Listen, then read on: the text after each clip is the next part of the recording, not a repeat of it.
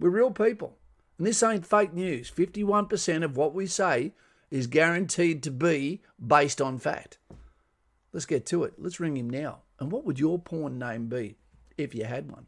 I am out here for you. You don't know what it's like to be me out here for you. We choose truth over facts. Never go for retard. Come on, man. Time is ticking and conversations should be had by those that are vouched for, by those that we care and trust. If we cannot have a conversation about certain topics out loud, protected speech, then how long is it before the same conversation is not even debated internally, defended? Well, welcome to today as we go to speak to Taz, one of my brothers from New Zealand, the 2nd 1st Battalion, represent across the Dutch, and we're going to talk about life. Listen to this podcast form, listen to it and watch it visually on your TV, share it with others, with a group, over a beer. What do you think about the questions that are going to be asked of Taz and also the questions that are reverse boomeranged back at Cas? We're real people. And this ain't fake news. 51% of what we say is guaranteed to be based on fact. Let's get to it. Let's ring him now. And what would your porn name be if you had one? Get ready for the rabbit hole. We're about to begin. Hey, Taz, don't be afraid.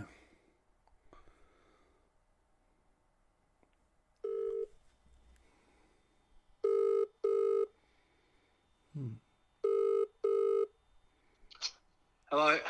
Hey, Taz, how you going, mate? We are loud and clear. I've done the sound check. We've caught up to you.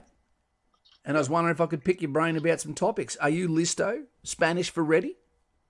Yeah, mate. I'll just turn on my headphones now and I'll put them on. Do that. 1 sec, mate. Kiwis, always a little bit slower than Aussies. Hello. How you going, Taz? Good, mate. Welcome to a candid conversation that we're going to have about the truth.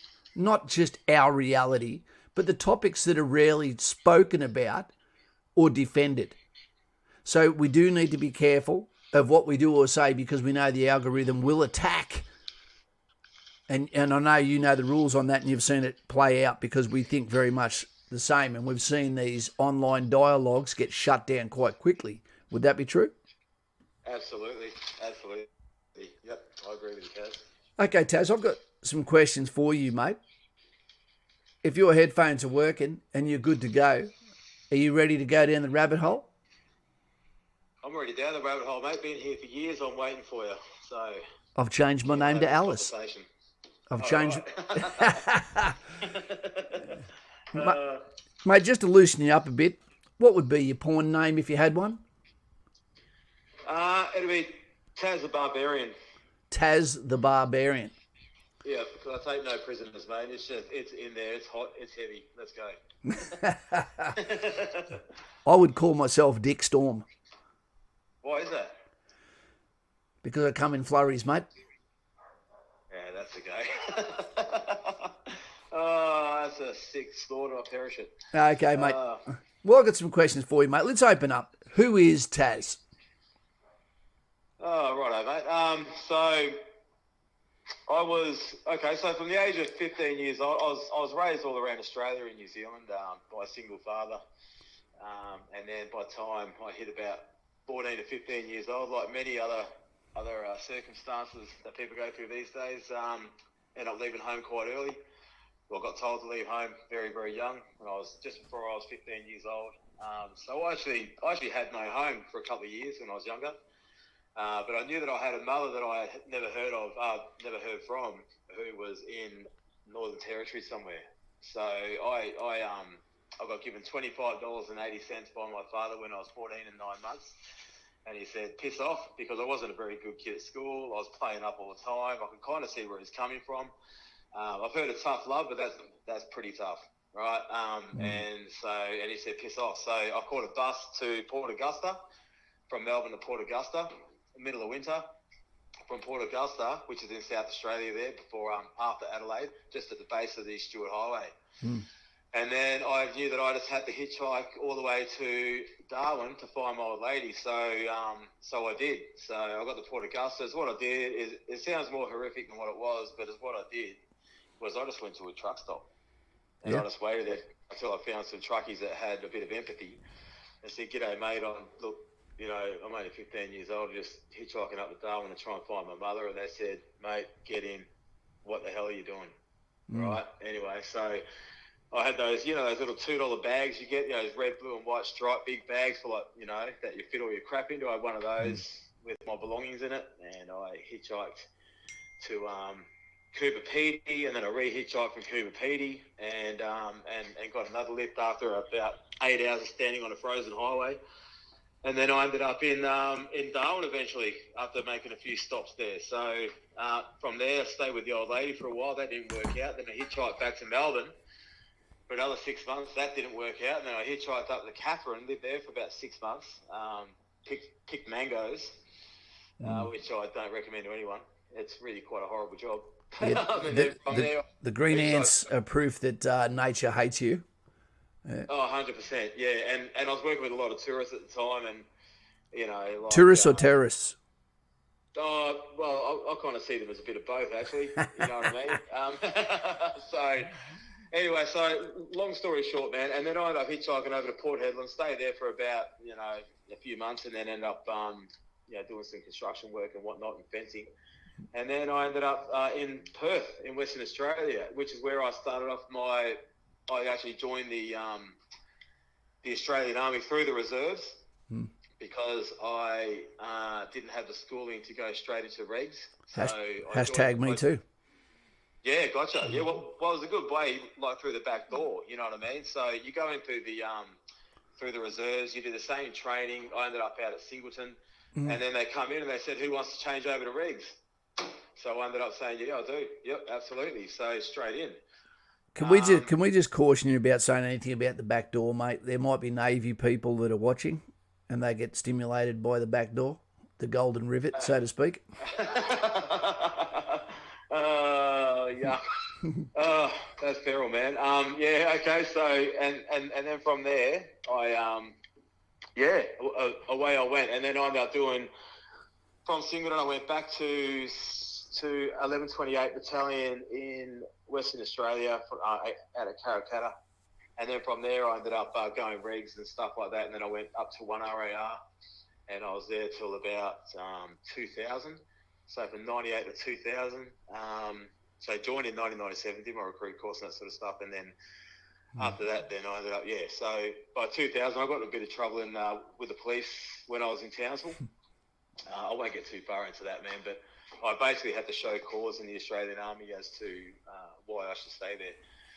And as what happened is my grandfather passed away in New Zealand. The Australian Army wouldn't let me fly over to New Zealand for the funeral because it was out of Australia. So I sort of lost the plot a bit there, mate. Started getting heavily into drinking and whatnot, and all that sort of stuff. I was doing a lot of boxing back then as well. Because I actually planned on going to New Zealand, changing my identity, going and joining the French Foreign Legion for 5 years and receiving a new identity. That would have been a mistake. It would have been. Yeah, the Foreign Legion treat their men like absolute shit. And I suggest that listeners read a book by Christian Michael Jennings called A Mouthful of Rocks. It's about his experience in the French Foreign Legion. It's a great read, a great book, quite easy to read too. It's not 900 pages, it's about 300 pages, but it's really detailed. And he's the real deal. And he went through similar circumstances what I did. So, but when I got to New Zealand with this, new name that I had and whatnot, I actually joined the New Zealand Army. I thought, well, I might do this for shits and giggles. And that's kind of where my heritage was anyway. So I joined the New Zealand Army, and did, about another 3.5-4 years in 2nd 1st Battalion down in Burnham Army Camp, and did a tour of East Timor with, back then we're X-Ray Company, but Bravo Company. Yep. And, so it was a great tour, great times, the best thing that ever happened in my life. And it really straightened me out, really ironed me out. And I was really, really, really thankful as I got a little bit older to be in the, in the services and being in the infantry, more or less, and serving my country. So it's one of the best things I've ever did in my life. Well, that's a fantastic foundation to a conversation already now, so people know that you did come from less than ideal background, which means there's still hope for a promising future, and we'll get into that as we go down through the questioning techniques that are going back and forth between us. So basically, when I met you, that was near the end of your career with the 2nd 1st Battalion, South Island, about 4 kilometres from the Rolly, which is a local pub, also beside the jail. What were your thoughts when you first saw me? Was it dickhead, good dude, Aussie, keep your mouth shut, be careful? What were you thinking? I actually thought, because I was watching you from a distance there at first, because I couldn't let anyone from the Australian Army know that I used to be in the Australian Army. So I was already scoping you out big time and seeing what unit you're from and what you're about. You had a really good vibe about you, good body language, easy to approach, friendly as. I actually met Cas at the Baggies bar, right? It's kind of like the Diggers bar. New Zealand Army call it Baggies, right? So he was at the Baggies bar at Burnham Army Camp. He shouldn't have been there, but it doesn't matter. He's a champion. All the NCOs used to come and drink there, right? They all did, right? Sneak in there. We'll keep lookout for them and that sort of stuff. But Cas was there, and I looked at Cas and I go, "G'day, mate, Taz." And Cas, he's a little bit hard of hearing, and so am I. I've been in the infantry too long. And he goes, "Yeah, mate, Cas." I go, "Yeah, Taz." And Cas goes, "No, Cas." And I go, "Taz." He goes, "No, my name's Cas." And I said, "Well, my name's Taz." So that's how it kicked off. And everyone liked Cas. Everybody, all the boys liked him. He got a bit of grief from some of the younger soldiers there that were coming through. They were just cherries. We call them cherries, mate. You guys call them lids in Australia. They, Jubes, they knew nothing, but they were quite rude to him. And we were already returned servicemen. We've been in a while, senior soldiers, and we sorted them out pretty quickly. And I think Cas realised there's a bit of an old school mafia system going on in the New Zealand Army, where we don't trouble our NCOs too much to go and clean up our backyard. We'll try and clean up a little bit first before charges get laid out. So yeah, we made a few visits to bedrooms that night and ironed out a few of the issues there with some of these younger soldiers and slapped them around a bit and brought them back in a line. So the next day, when Cas was giving lesson plans on vehicle checkpoints and fibula training, wasn't it, Cas? Yeah, mate, fighting in built-up areas. That's it. Yeah, all the fibula training that Cas was taking us through, because he's actually a really good instructor. He's been around a long time. He knows what he's talking about, and he's good at giving lessons. So once we ironed out those issues, Cas was laughing. He realised that a few of the younger soldiers in the crowd had a few black eyes and a few bumps and whatnot. So yeah, it was great moving forward, and we had a really good friendship from there on in. Yeah. Mate, there was... I don't consider I was over there with rank. When I got there, one of the things I realised very, very quickly in the differences between Australian Army and New Zealand Army is if you had have come to the Australian Army, and you'd come as a section commander, there would have automatically been that respect for rank, blah, blah, blah, blah, blah. But I realised very quickly when I got to the New Zealand Army, and I was all by myself, that it's not that way. You still have to earn the respect of the baggies, of the soldiers, and they are watching. And there's two ways you can play it. You can either have a great time while you're there, or you can have a real bad time, and it can happen real quick, and there's no one that can save you. So I'm very lucky that I chanced out, met some good people, represented fairly well physically, stood up, went out, tried to show the guys I'm just that I don't judge them based on who they are, but the way they perform. Hit the West Coast, I'd already been to Tekapo before, spent most of my time at bloody Korean whiskey houses, drinking out of teapots with Taz, or out of ex-backpackers' sites, and there's a whole lot of stories we won't really go into there, but let me just say that there was two parallel worlds. It could have been good or it could have been bloody bad, and it was excellent, but I had to earn my way through there, and it is a completely different military system, the 2nd 1st Battalion. Section commanders you can call mate in the Australian Army. In the 2nd 1st Battalion, corporals aren't permitted to drink with the soldiers at the baggies bar because they have a corporal's bar. I wasn't fond of that because I wore shoes that cost more than $80 and people thought they were joggers. I said, no, they're not. And so I went and I believe I was the first person to ever give at a going away function when I was leaving, the plaque I gave was not to the corporal's bar. I gave it to the baggies bar instead, because they were the ones that had given me the most loyalty and who I'd seen do the hardest yards. So that was fantastic for me. And we'll put a bookend on that one. And if I was to ask what next, I've got a few questions for you, Taz, and by rights, you can ask them back. You can boomerang them at me. Mate, we're both kind of down the rabbit hole. What I'll do is I'll change this video up here in the background. Boom, you'll see that coming soon. And, mate. Hey, Cas. Yeah. Sorry to butt in. Just for a bit of closure on that topic there, mate. How long did you do exactly, just in case there's any second first listeners in, how long did you actually do overseas with us? 4 months. That was 4 months, but I couldn't believe I had to hit the ground running. It was already get your shit ready, you're going outfield, you know. Yeah. And I'd never been, I had been to the 2nd 1st Battalion before, so I knew the greetings. I knew that there is cultural things you do not say, you know, or you can get in real shit real quick. But I tell you what, I liked going backwards in time and being in a harsher, more violent world where you had to prove yourself. You didn't just get to coast. And that's, I was like to say to your listeners, mate, that like, I'm not just saying this, you know, for shits and giggles, but Cas was really, really well respected by all of us. We all really liked him because we realised he was truly just one of us. You know what I mean? And a proper infantryman to the bone. When it come time, you know, to boogie, he could boogie. You know what I mean? Like with his job in regards to that, and he knew what he was talking about. And when it come to Fibua and VCPs and that sort of stuff, fighting in build-up areas and giving lessons and what he was, he had a lot more experience at giving those lessons and actually conducting those activities than a lot of our section commanders did and senior NCOs, because he was in the Australian Army. The New Zealand Army was not very versed in those methods yet, you know. So this was pre-Afghanistan. So yeah, he's very well loved. Everyone got along with him. He was absolutely hilarious. He always used to do Chopper Reed impersonations everywhere he went. I'm wearing a beanie now, bro. Oh, you really? Yeah, bro.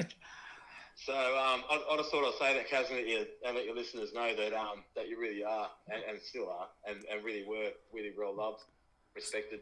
Solid, mate. I remember it was a pretty emotional time to leave there, actually. You know, and I remember, before I go into the next questions, that there was an actual British soldier that had done a lateral transfer to the 2nd 1st Battalion, and all I could think in months after he left is, has he had his teeth punched down his throat yet? Because all this guy used to say was back in England, but back in England, we wouldn't do that. And I remember thinking to myself, oh my God, your rank is not going to save you for very much longer.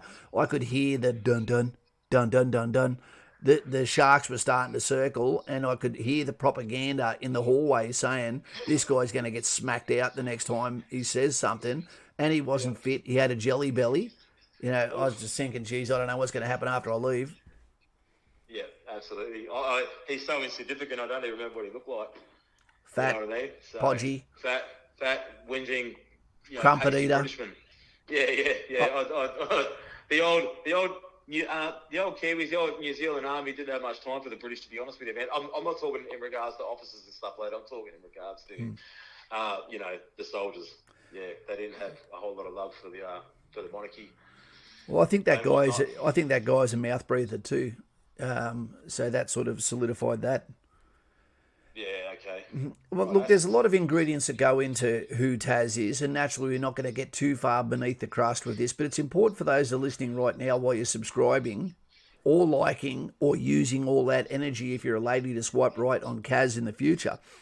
And I'm just going to ask a couple of questions, because one of the introductions to this, Taz, before I rang you, was to say that we don't know, you know, who's in charge until you ask yourself who we can't talk about. And if conversations that are hard to have are not spoken of, how long is it until they are not either defended or even spoken of internally, which means they become the MO, they become the normal day, they become part of the DNA of our children, which is a mistake. The world is not as it seems. So what I'm going to ask you, mate, is what is next? What do you believe the world has in store for us? Is the pendulum going to start swinging back, or is it going to continue going the way it's going? Me personally, I have been down a lot of rabbit holes. A lot of them I come to the conclusion, from my own research, that they were just psyops, and a lot of us have been involved in it, with the QAnon thing, and even before that, right? But unfortunately, a lot of them are true, right? And do have a little bit of weight behind them. So, in regards to which way the pendulum is swinging, I really do think that it's going to continue to swing in this manner and get even worse. Because if you start looking at the at the communist movement worldwide and what's going on, and the infiltration methods into institutions over the last 30 years in Western society, and it starts to become prevalent to you as a researcher of how in depth this has gone, and how society changing this is going to be moving forward, then you'll come to the conclusion that many of us veterans are going through at the moment, that we are basically, and our way of life is going to be limited in the future, and it's severely compromised. That's what I think is the pendulum swinging back to the way it used to be. I really don't think it is. I think we've got a battle on our hands, and a lot of it is political, unfortunately. Look, I agree. And by being ex-military, gagged for your entire career, etc., we become very quick to put on that list of people to listen to watch out for. The reason why I'm saying this is we're in a first world country like Australia, in the Western world, where we can be the fattest that we can get but still survive without a job, no matter how poor we are. We're in an area where now those that investigate and have seen from overseas the same sort of body language that we saw in third world countries in threat environments, we're starting to see in first world countries. But then if you bring it up, it becomes a conversation that becomes either taboo, or they use the word conspiracy, or that something can't be racist unless it's white, or all these different things. And you go, this does not meet common sense. I represented this country and the Western world and coalition forces for good, to protect the innocent as the sheepdog protects from the wolf, regardless of what the colour of the fur is or from what country the fur comes from. It's a weird one. And I think at the moment we're deliberately being muffled, and it's pretty scary. That leads me to say, if you could be in a position where you could speak to the highest people, do you have a question that you would ask? Absolutely.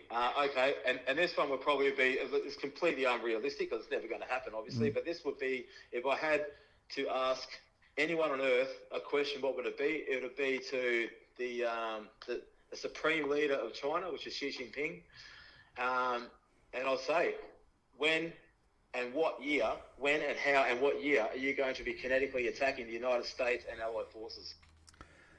That's the question I'd ask him. I'd say, just give me a heads up on when you're actually going to do it, because there's a lot of levels and a lot of steps to war, especially these days, with cyber and whatnot, institutional submersion, financially, economic, trade, economic, exactly, all those different routes that that countries can take before kinetic war. Kinetic war is usually one of the last steps.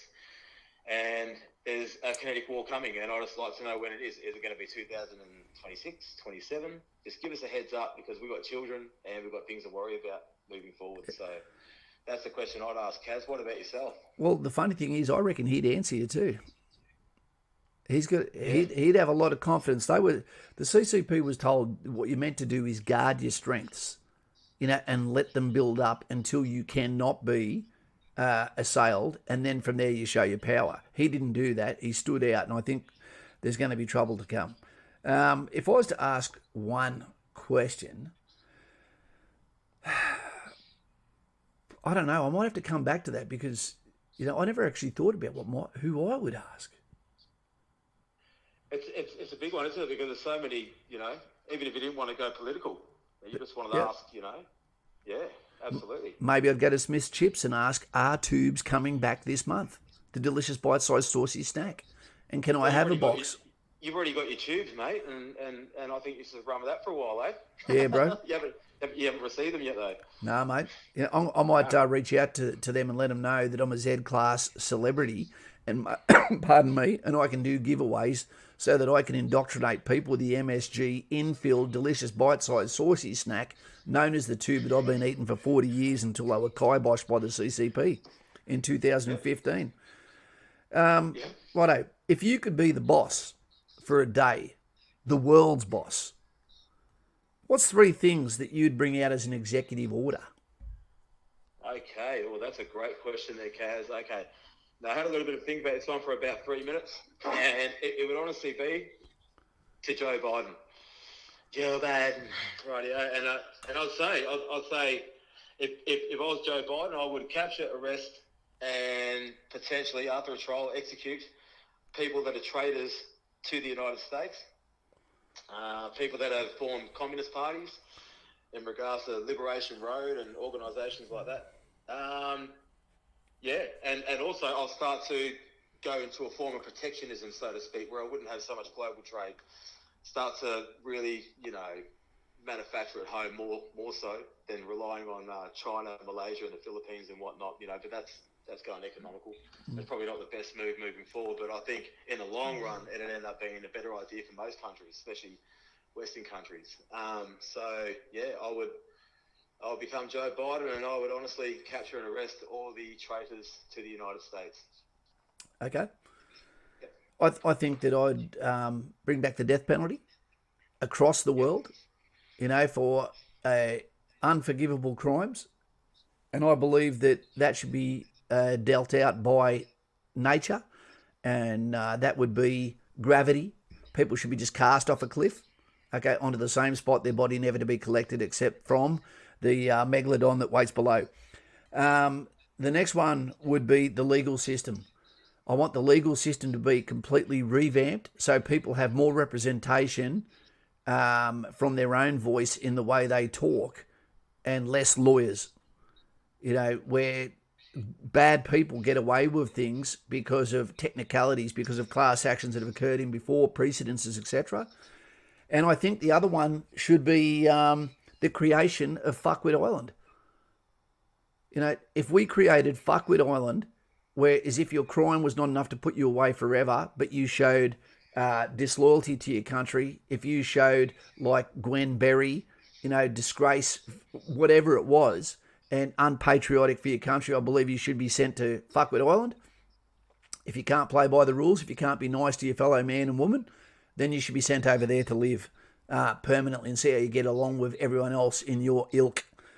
And probably the last one, what would it be? Mandatory days off, for people, and bring back the family unit.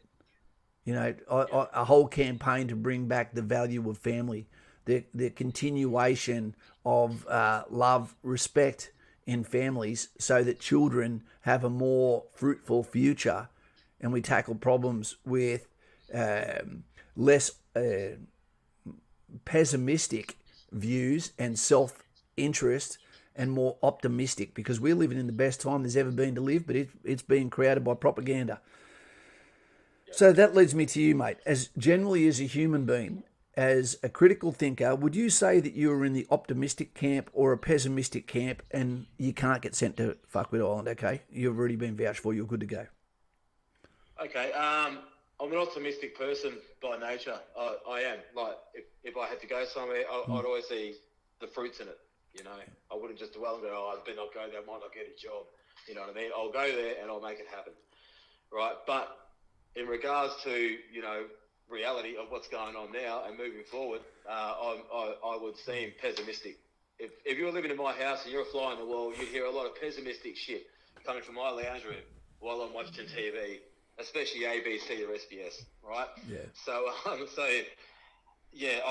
just believe that basically the base of my pessimisticness is because I believe that many states, federal, global leaders are severely compromised by the CCP and other communist outfits worldwide. So, and I think that we're heading towards serious global conflict. I'm not going to say WW3, but I'm going to say serious global conflict. So that's why I sort of feel a bit pessimistic, only because I think the deeper you go down a rabbit hole, any rabbit hole these days, it's going to lead you to, a few factual, realizations that shit is not going to look good for the future. So I'd say the same. I'm a very optimistic person, but very pessimistic exterior at the moment, because from the moment we wake up, we're guilty of something. Before we get outside, something else is our fault, and we're not allowed to respond back. And when we do, okay, then we are smacked on the knuckles yet again. And you feel like going, I'm a law-abiding, tax-paying, country-supporting giver, not a taker. And even then, I'll always be tarnished, by racist slant from left-leaning or called misogynistic or whatever. Go, dude, I know I'm staying on Titanic. As long as I get to choose one person on those life rafts that has to get back off and enjoy the cello with me. Great analogy. Love it. With that, mate, what gets you through this day? When you can feel the trampoline spring, who's got someone sitting on it, that shouldn't be weight bearing. What gets you through the tough times, mate? What do you do?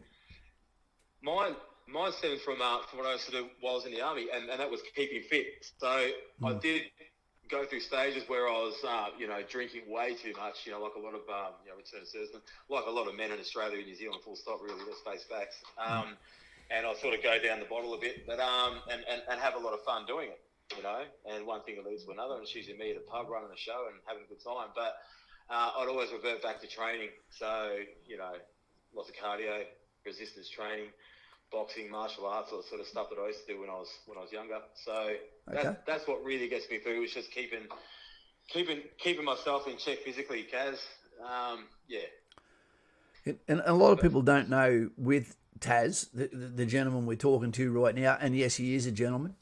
He's a great sheepdog, and he does look after the flock, so to speak. And woe to the wolf that underestimates how quick the fuse is from Taz, from flash to bang. I've seen it happen. It's quick, it's violent, it's rapid, it's permanent. So, mate, I'm glad that we never actually clashed over that one. Fed.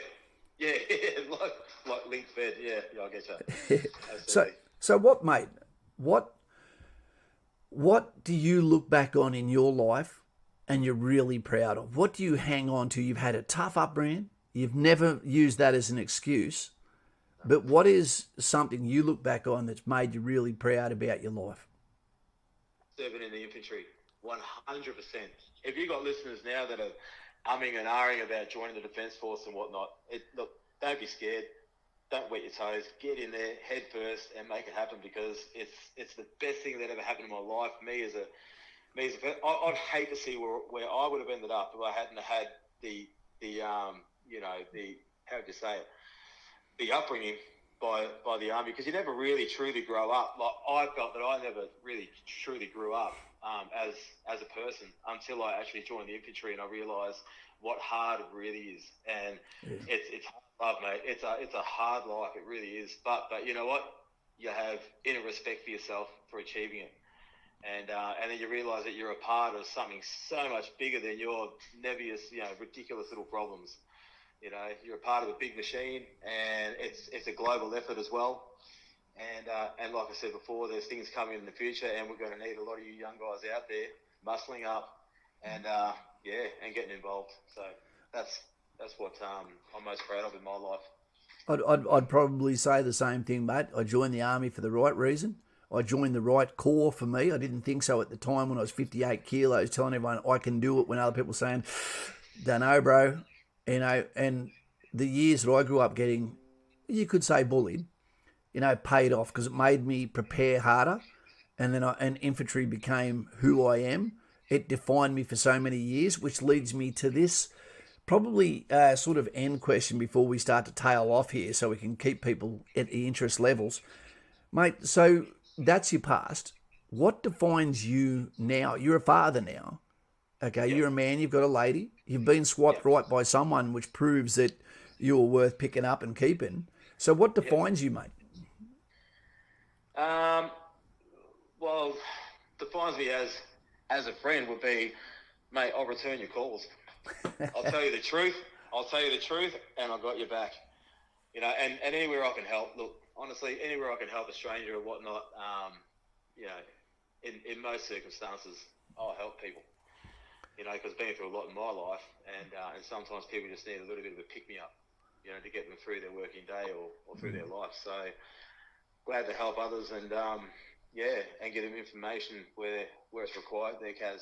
Yeah.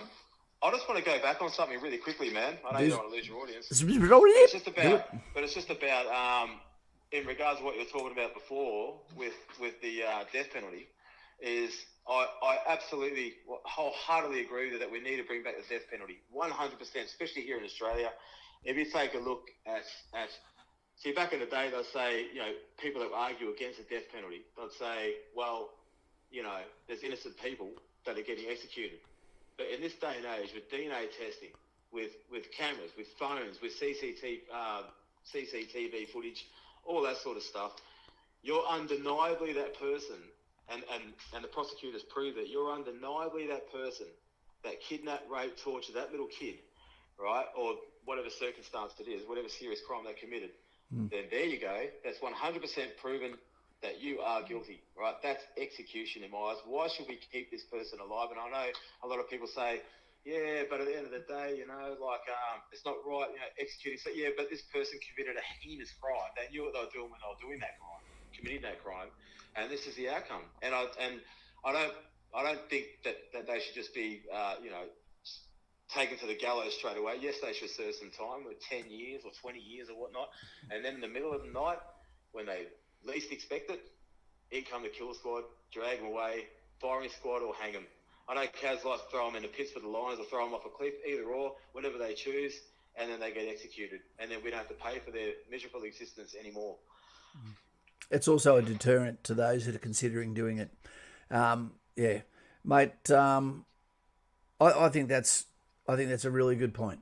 You know, and I'm sorry to throw you in the into a position to be able to ask you a question like what defines you now, because most people can't answer that question because most people don't even know who they are yet, and it's a pretty deep question.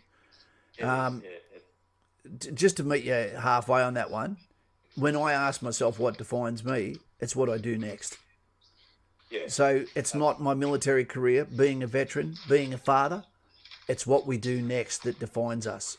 Rationment effect, the butterfly effect. What you do now has real consequences to you, to others, to those in your circle of interest. And for that, I'd just like to say thank you, not only for your service, Taz, to Australia, to New Zealand, okay, to the Western world, but also for your friendship, mate, which will continue to go for many years to come. And I hope that everyone enjoys the time we've spent with Taz here. This can be part one. He can come back. We're respecting his identity by not having him on here facially. And this is open to anyone else that comes on. So to Taz, the barbarian, what would you like to say as we close out? Well, I did actually have a few questions for you, Kaz. Have we got a bit of time there, mate? We have, mate. Yeah, okay, no worries. All right. So I think listeners will probably appreciate some of these questions, Kaz, because you're quite a keen military mind and historian as well. I'd like to ask you, how do you think Australia should act militarily moving forward with such global instability due to communist institutional infiltration and indoctrination so prevalent around the world at the moment? There's two things I think we need to do. We need to lock into the Five Eyes, and we need to say there needs to be more of a show of unity between Australia, New Zealand, UK, Canada, USA, to show an act of proof that we are together and we are the last bastion of where it ends. Whether that mean that we make a combined unit, you know, that is on a neutral country's real estate, where they are all trained, where they are led by someone of the Five Eyes, and they become an independent, can go right now, similar to a Marine Expeditionary Force. I think that would also be a great way of getting people to join the military, you know, with the thought of adventure that comes with that, as well as amalgamates the Five Eyes into a cultural cauldron which allows us to have a hope for the future and sends a message to everyone else: you stuff of one, you stuff of all. That would be something think we should do militarily.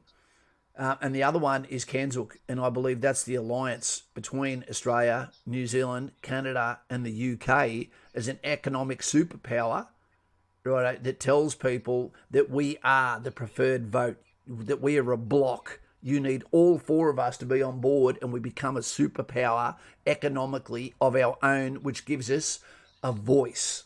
I think that would be a great thing. That's great. That's actually a really good answer. You should be a politician, Kaz. I don't know why you're not, mate. You got time up your sleeve. I'd be sitting higher on the pile of shit.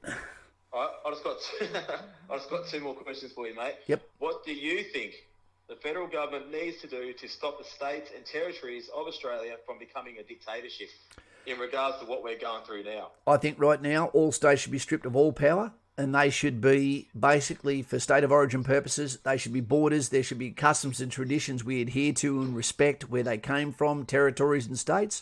But I think our problems now should be federal problems. I think our roadworks should be federal problems. It shouldn't just be Melbourne, Sydney, Brisbane and Perth.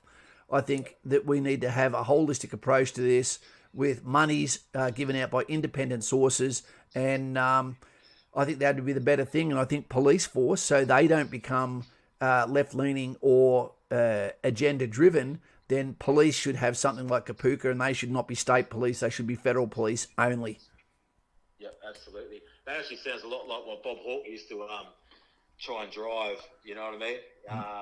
Yeah, he'd say exactly the same thing. Bob Hawke, get rid of the states, basically, and give the power to the federal government. So, last question there, Kaz. Do you think conscription is economically viable and achievable for Australia's future? I think that we've spoken about this, Taz, which is a funny thing. I believe that conscription, is necessary, and we've never needed it more than what we have now. We've had it 4 times in history, and people don't even realise that. But we are becoming to a time where we have too much of a single mother family unit these days, with a lack of male role models, especially through the teachers. If you've got no father at home and then there's no male teachers at school, you're in real jeopardy of becoming a problem solver when the wolf comes, when the Titanic sinks, etc.